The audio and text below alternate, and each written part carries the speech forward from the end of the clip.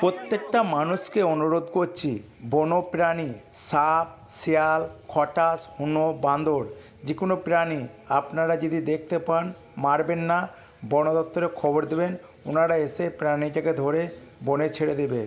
আজকে আউসগ্রাম জিপিতে একটি ঘরের মধ্যে সাপ ছিল, ধরে নিজে বনে ছেড়ে দিল। পশু